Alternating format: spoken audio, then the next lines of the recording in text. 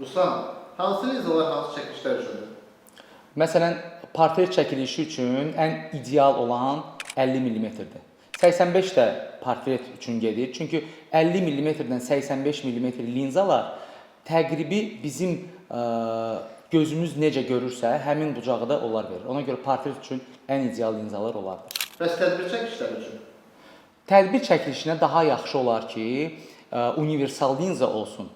Məsələn, 24-70, 28-70 var. Çünki dayandığın yerdən sən həm biraz zoom eləyib yaxından da çəkə bilirsən, həm də ki, biraz geniş bucaqda götürə bilirsən. Məsəl üçün, bir neçə adam dayanıb onları çəkirsən, ya zoom eləyirsən, tək bir nəfərin portretini çəkə bilərsən. Ona görə ən yaxşısı universal linzadır. Yemək və məhsul çəkilişləri üçün nə məsləhət görərsən? Mənim ən sevdiyim linza 100 mm makro var, burada stolun üstündə də var. Yeməyə, məhsula, lap yaxından çəkmək üçün ən ideal linza budur. İnteryer çəkəsi olsan necə? İnteryer çəkmək üçün geniş bucaq lazımdır.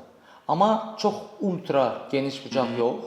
Sadəcə geniş bucaq misal üçün fix də ola bilər, 14 mm ola bilər, 24 mm ola bilər və mənim ən sevdiyim geniş bucaqlı linza 15-35. Yəni bu nə məkanı çox əymir, misal üçün qıraqları və ona görə də interyer çəkilişi üçün çox ideal bir linzadır. Bəs səyahətə gedəndə özünlə nə götürə bilərəm?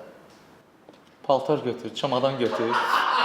Zarafatsız səyahətə gedəndə mən xoşlamıram özünlə kamera və s. Elə bil ki, özündən iş aparırsan.